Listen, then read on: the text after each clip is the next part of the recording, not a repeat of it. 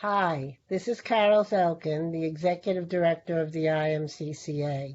The IMCCA has been the nonprofit organization supporting the collaborative conferencing industry for more than 20 years.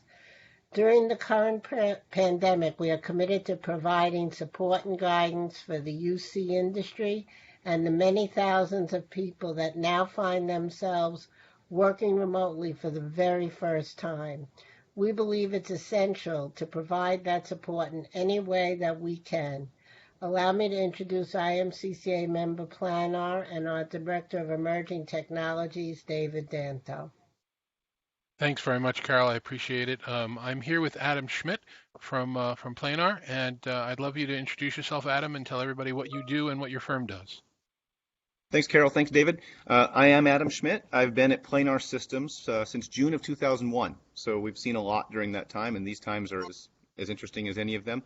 I'm responsible for sales and marketing and customer service, basically everything that's customer facing in North America.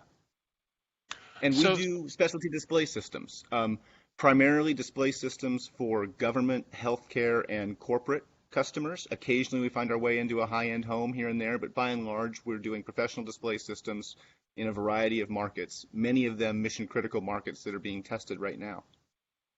so your company is very much involved in what's going on with the pandemic. Can you tell us if you've had any extraordinary experiences or done anything special for the community while this crisis has kind of started off around the world? Yeah, yes, sir.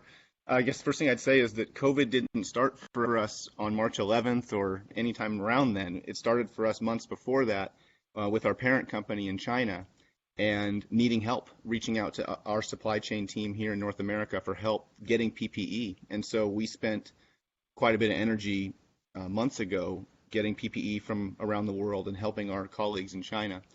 They now can see the light at the end of this, and they're on the path to recovery a little bit ahead of where we are. And so now they're returning the favor, and they're rounding up all kinds of PPE and sending them to us, both for use in our factories and in the field, but also for the frontline responders, particularly here in the Portland area. And so we've donated thousands of pieces of PPE to local hospital networks in the Portland area. That's In wonderful. addition, that's what we're trying to do for our community. We also, we have customers that are dear to us, long-term relationships, and many of them are struggling. And so we did some things for our customers immediately. We extended everybody's warranty. We immediately began offering free maintenance to any frontline responders, anybody in healthcare and broadcast and in the corporate markets that are affected by this. We've donated desktop monitors.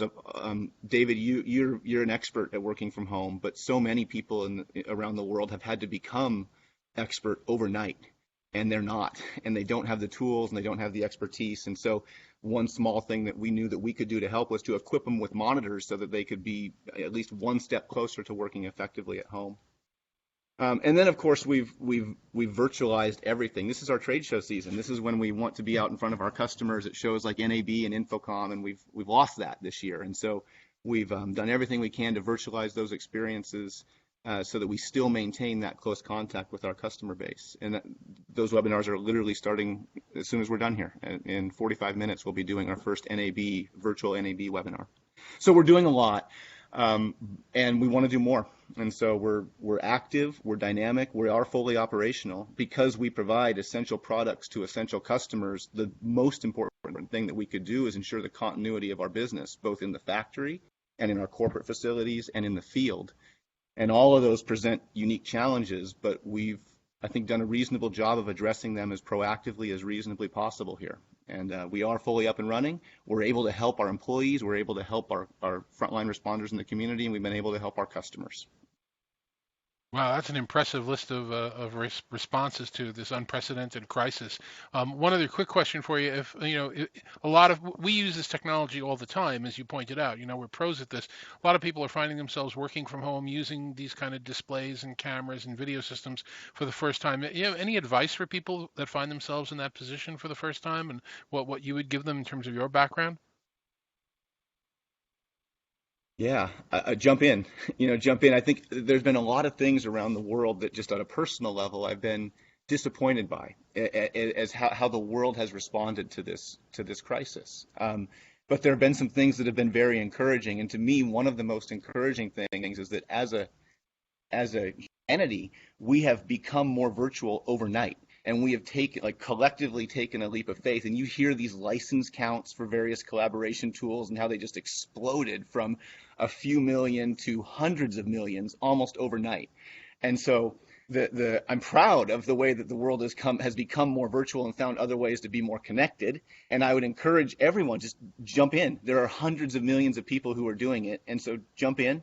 And then more tactically, turn your cameras on, and it's important in times like this that we connect as best we can, even though we can't do all the connect in the ways that we're used to. But seeing who's on the other end is such a different dynamic. And so turn your cameras on, and then, be gracious, because not everybody's going to have great hair that day, and not everybody's going to be in the right lighting environment, and not everybody has an amazing backdrop. But okay, be tolerant, accept that people are being vulnerable. They're turning their cameras on so that they can engage with you more effectively, and do the same.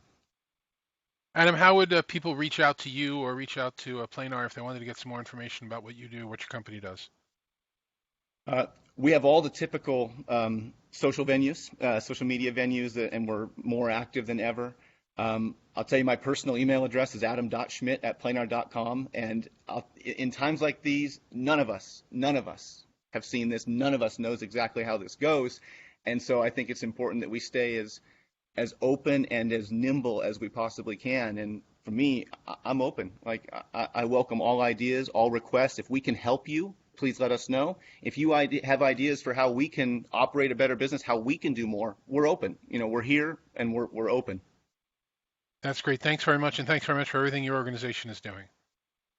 Thank you, David, and thank you. Same for your organization. Thank you too, Carol.